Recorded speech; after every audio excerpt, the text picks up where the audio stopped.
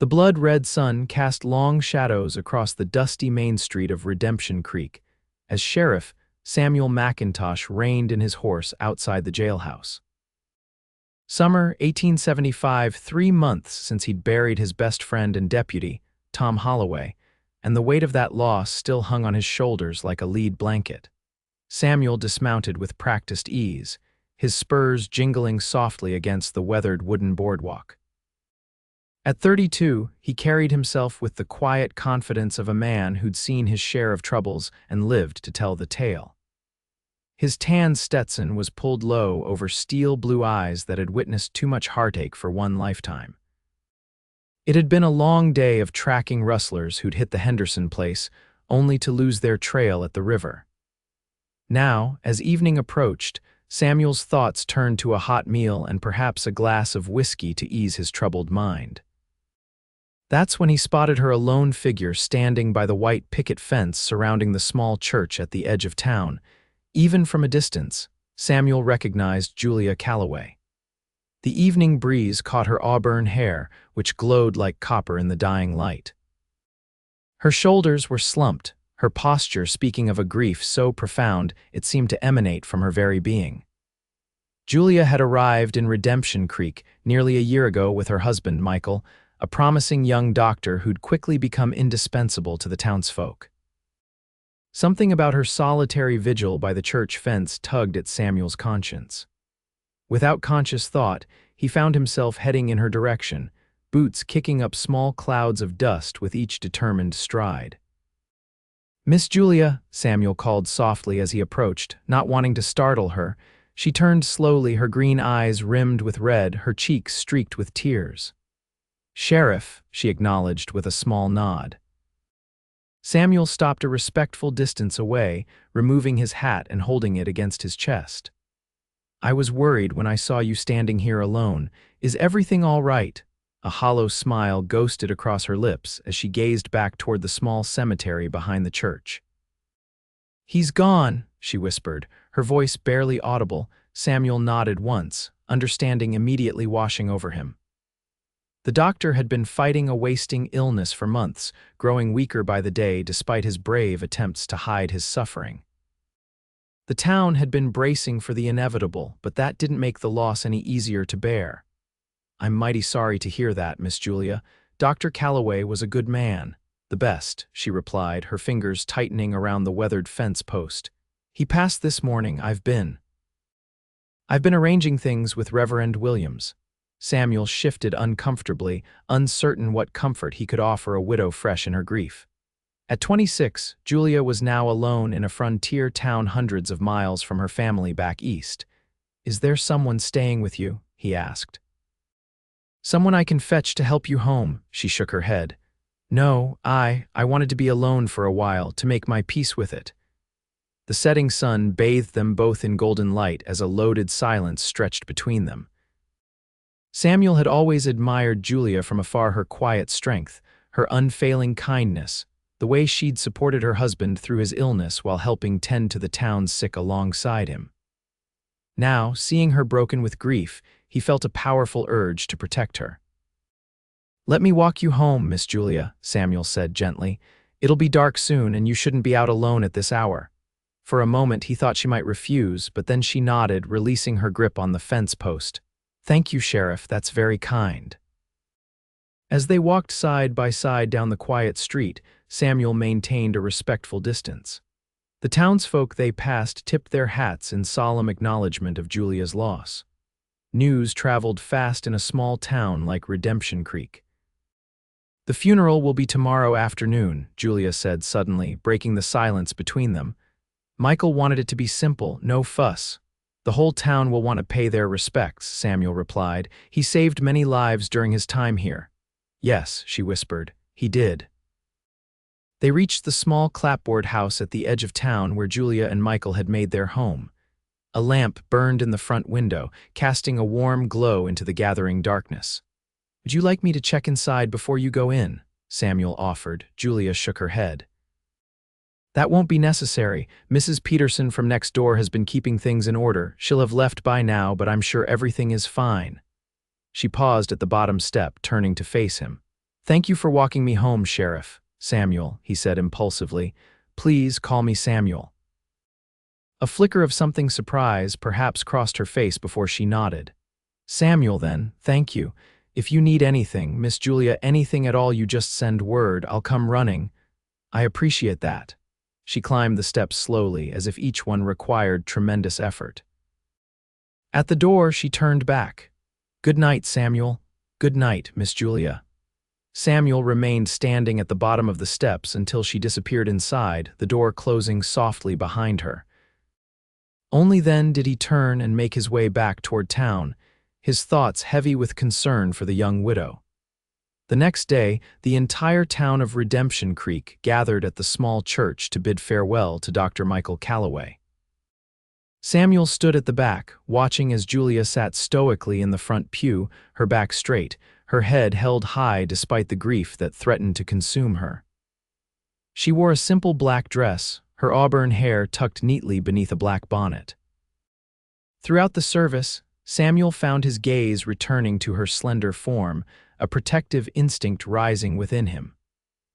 When it was over, he waited outside while the townsfolk filed past Julia, offering condolences and kind words. Some of the women embraced her, while the men awkwardly patted her hand or shoulder before moving on. Samuel was the last to approach her as she stood beside the freshly dug grave. "Miss Julia," he said softly. "Sheriff." Her voice was steady, though her eyes were red-rimmed from crying. "Thank you for coming. I was honored to. Your husband was respected by all." She nodded, staring at the mound of earth that now separated her from the man she'd loved. "He made me promise to continue his work," she said unexpectedly. "He taught me so much about medicine during his illness." He said it would be a shame to waste that knowledge. Samuel's eyebrows rose slightly. It wasn't common for women to practice medicine on the frontier, though he'd seen Julia assist her husband many times. "Do you think you will?" "I don't know," she admitted. "But I can't bear the thought of leaving Redemption Creek. It was our home. It's all I have left of him now." "Whatever you decide, you have friends here," Samuel assured her. "You're not alone." A small, sad smile touched her lips. "Thank you." As the weeks passed, Samuel made it a point to check on Julia regularly. At first, his visits were brief and formal, a quick knock on the door to ensure she had everything she needed before continuing on his rounds. But gradually, as spring turned to summer, those visits lengthened. Sometimes he brought fresh game he'd hunted or vegetables from his small garden. Other times, he simply sat with her on the front porch, sharing the news of the town as the evening settled around them. To Samuel's surprise and admiration, Julia had indeed begun to carry on her husband's work. At first, she only tended to minor ailments and injuries, but word of her gentle, capable hands spread quickly, and soon she was being called to homes throughout Redemption Creek to deliver babies, set broken bones, and treat fevers. One sweltering afternoon in early August, Samuel was at his desk in the jailhouse when young Billy Thompson burst through the door, his face flushed with urgency. "Sheriff, come quick. There's been a shooting at the Silver Dollar." Samuel was on his feet instantly, buckling on his gun belt as he moved. "Who's been shot?" Jasper Wade. He was cheating at cards again, and Frank Miller caught him. Things got ugly real fast. Cursing under his breath, Samuel grabbed his hat and followed Billy out into the blazing sun. The Silver Dollar Saloon was the roughest establishment in Redemption Creek, frequented by cowboys, miners, and drifters passing through town. Trouble brewed there as regularly as coffee at the general store. A crowd had gathered outside the saloon by the time Samuel arrived. He pushed his way through, one hand resting on the butt of his revolver. Inside, the air was thick with tobacco smoke and the sharp tang of spilled whiskey. Jasper Wade lay sprawled on the floor, blood pooling beneath him. Frank Miller stood nearby, a smoking gun still in his hand, his face a mask of shocked disbelief. "Drop the gun, Frank," Samuel ordered, his voice cutting through the murmurs of the onlookers. Frank complied immediately, the weapon clattering to the floor. "He drew first, Sheriff, I swear it." "We'll sort that out later. Right now, we need to get this man some help." Samuel knelt beside Jasper, assessing the wound. The bullet had caught him in the shoulder, not immediately fatal, but the man was losing blood at an alarming rate. "Someone fetch Mrs. Calloway." As several men rushed to obey, Samuel applied pressure to the wound, trying to stem the bleeding. Jasper was conscious, but barely, his breathing shallow and rapid. "Hang on, Wade. Help's coming," Samuel muttered, though he wasn't sure the injured man could hear him. It seemed an eternity before the crowd parted and Julia rushed in, carrying her medical bag. She wore a simple blue dress, her auburn hair pulled back in a practical bun, wisps escaping to frame her face. "Let me see him," she said, kneeling beside Samuel without hesitation. Unmindful of the blood soaking into her skirts, Samuel moved aside, watching as Julia worked with calm efficiency, examining the wound, cleaning it, extracting the bullet with steady hands. The saloon had fallen silent except for Jasper's occasional groans of pain. "He'll live," Julia announced finally, sitting back on her heels, "but he needs to be moved somewhere clean where I can monitor him." "We can take him to my office," Samuel suggested. "There's a cot in the back room." With the help of several men, they carried Jasper to the jailhouse, where Julia continued to tend to him. Samuel hovered nearby, watching her work with quiet admiration. "You've become quite the doctor," he observed after she had finished bandaging Jasper's shoulder and administering laudanum for the pain. Julia looked up, a strand of hair falling across her forehead. "I had a good teacher." A shadow of grief passed over her face, but it didn't linger as it once had. "Michael would be pleased, I think." "I know he would," Samuel assured her. He hesitated, then added, "The town's lucky to have you, Julia." It was the first time he'd used her given name without the formal miss before it. The familiarity hung in the air between them, significant and somehow irreversible. Julia's cheeks flushed slightly, but she didn't correct him. "Thank you, Samuel. That means a great deal coming from you." Their eyes met and held for a long moment before Julia looked away, busying herself with packing up her medical supplies. Samuel sensed something shifting between them, a boundary being cautiously crossed. "Would you care to join me for supper tonight?" he asked impulsively. "Mrs. Donovan at the boarding house makes a fine beef stew on Tuesdays." Julia looked surprised, then thoughtful. I'd like that," she said finally. "What time shall I meet you? I'll call for you at 6 if that suits." She nodded, a small smile playing at the corners of her mouth. 6 it is. That evening, Samuel found himself standing nervously on Julia's front porch at precisely 6 o'clock, his hat in his hands, his boots freshly polished. He'd even trimmed his beard and slicked back his dark hair with pomade borrowed from the barber. When Julia opened the door, Samuel's breath caught in his throat. She'd changed into a simple but becoming green dress that brought out the color of her eyes. Her hair was arranged more elegantly than usual, with small tortoiseshell combs holding it in place. "You look lovely," he said sincerely.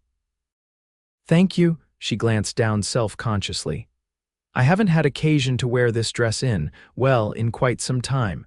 Samuel offered his arm, and they walked to the boarding house in companionable silence. Mrs. Donovan greeted them warmly, leading them to a small private table in the corner of the dining room. Several of the town's residents were also dining there, and Samuel noticed the curious glances cast in their direction. "People will talk," Julia murmured as they took their seats. "Let them," Samuel replied with a shrug. "There's no harm in two friends sharing a meal." The word friends seemed inadequate somehow, but neither of them was ready to acknowledge what might be growing between them. Over steaming bowls of beef stew and fresh baked bread, they talked more freely than they ever had before. Julia spoke of her childhood in Boston, her education at a progressive women's college where she'd developed an interest in medicine, and how she'd met Michael at a charity function for a new hospital. "He was already sick when we married," she confessed. "We both knew our time together would be limited, but he was determined to use whatever time he had left doing good in the world. That's why we came west. He wanted to practice medicine where it was most needed." "That was brave of both of you," Samuel said. Julia smiled sadly. "It was easy to be brave with Michael. He had such faith in what was possible." She looked down at her bowl, stirring the stew absently. What about you, Samuel? Have you always been in Redemption Creek? Samuel shook his head. I came here after the war, needed a fresh start, I reckon. You fought for the Union? Yes, madam. Joined up in '62 when I was barely 18, saw things no man should see. He fell silent, the memories still vivid even after all these years. Julia reached across the table and touched his hand briefly.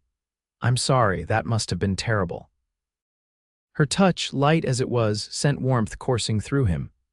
It was a long time ago, he said gruffly.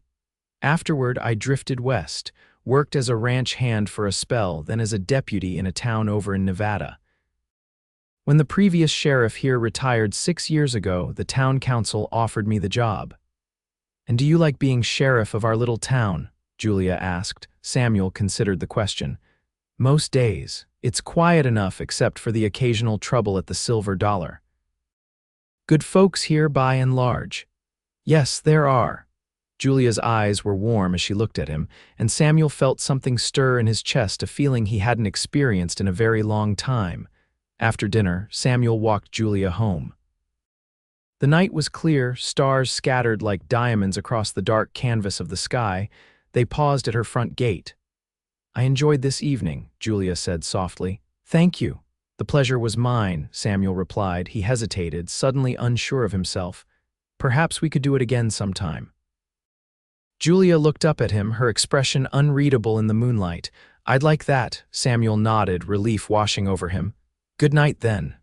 Good night, Samuel. As he walked back to his small cabin on the outskirts of town, Samuel's mind was filled with thoughts of Julia, her smile, her quiet strength, the soft touch of her hand on his.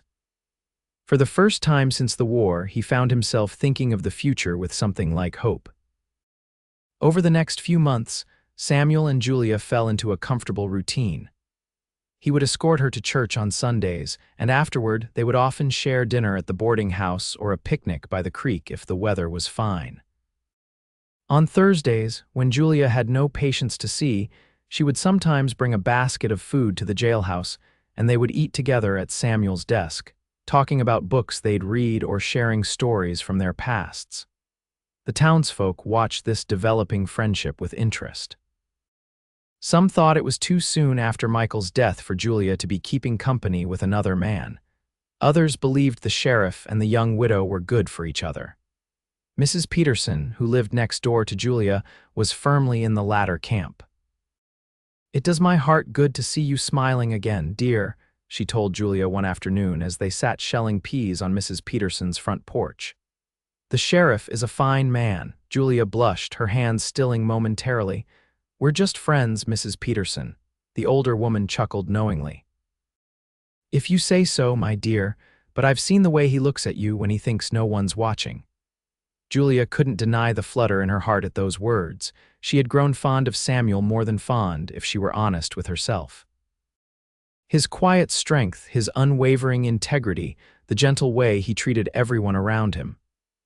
These qualities had crept into her heart until she could no longer imagine her life without him in it, but guilt nagged at her conscience. It had been only 7 months since Michael's death. Was it disloyal to be developing feelings for another man so soon? Would Michael understand, or would he feel betrayed? These questions weighed on Julia's mind as autumn painted the landscape in vibrant hues of red and gold. One crisp October afternoon, she found herself once again standing by the church fence, gazing at Michael's grave. The small headstone bore his name, the dates of his birth and death, and the simple epitaph, "Beloved husband and healer." "I miss you," Julia whispered to the silent stone. "I think I always will, but Samuel, he makes me feel alive again. Would you mind terribly if I allowed myself to care for him, to maybe even love him someday?" The only answer was the gentle rustling of leaves in the cemetery's lone oak tree. But somehow, Julia felt a sense of peace settle over her, as if Michael had heard and understood. She was so lost in thought that she didn't hear the approaching footsteps until a familiar voice spoke behind her. "Miss Julia." She turned to find Samuel standing there, hat in hand, concern evident in his eyes. "I was riding past and saw you here. Are you all right?" Julia smiled, feeling lighter than she had in months. "Yes, Samuel, I believe I am." He moved to stand beside her, his gaze falling on Michael's headstone. For a while, they stood in companionable silence. "I come here to talk to him sometimes," Julia admitted finally. "Is that strange?" Samuel shook his head. "Not strange at all. I think it helps to say the things that need saying, even if they can't answer back." His understanding touched her deeply. "Would you walk with me for a while?" she asked impulsively. "It's a beautiful afternoon." "I'd be honored," Samuel replied, offering his arm. They strolled away from the church and down a winding path that led to the creek. The water burbled merrily over smooth stones, and the trees along the bank were ablaze with autumn color. They found a fallen log and sat side by side, watching the water flow past. "Samuel," Julia began hesitantly, "I want you to know how much your friendship has meant to me these past months. I don't know how I would have managed without you." He turned to look at her, his blue eyes serious. "You're a strong woman, Julia. You would have managed just fine, but I'm glad I could help in some small way." "It wasn't small," she insisted. "It was everything."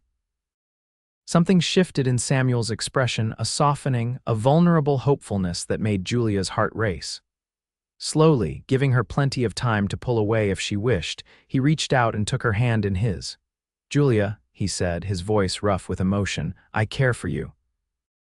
More than I have any right to, perhaps, but I can't keep pretending that what I feel for you is just friendship." Julia's breath caught in her throat.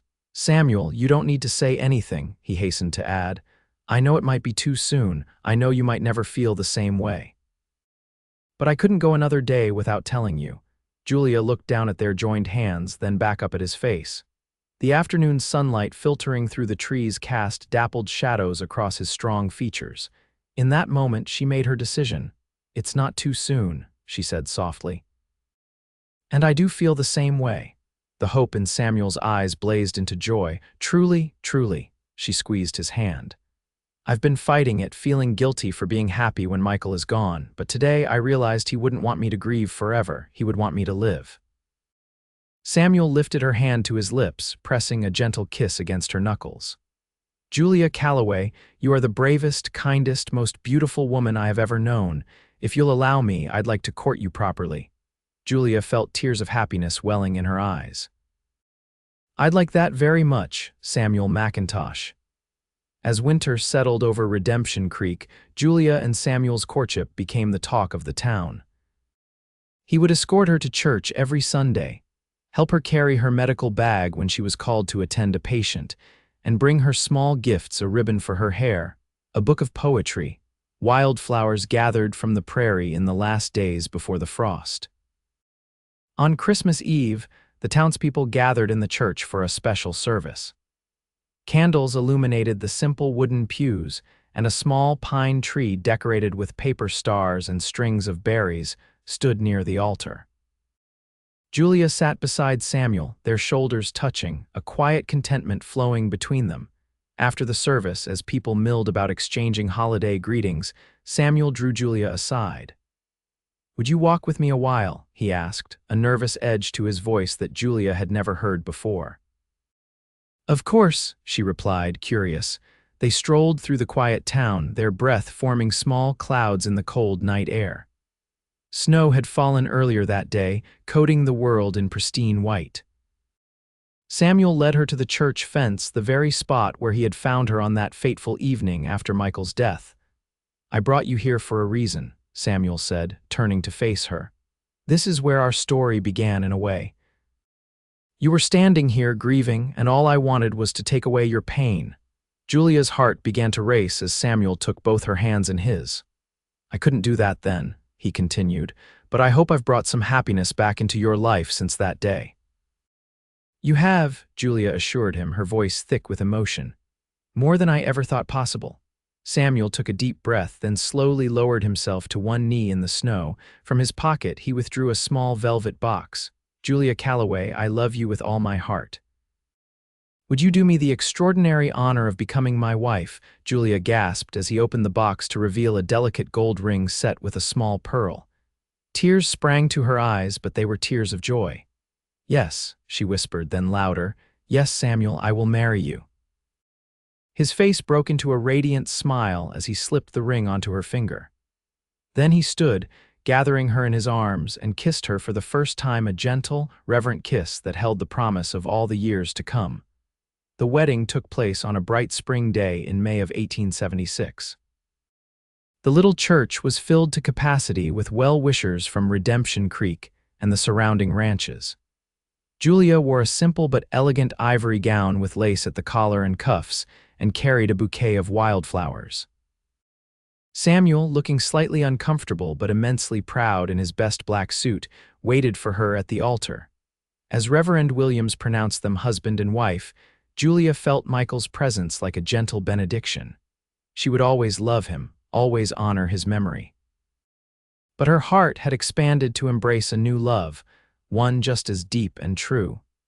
The reception was held in the town square, with tables laden with food contributed by every household in Redemption Creek.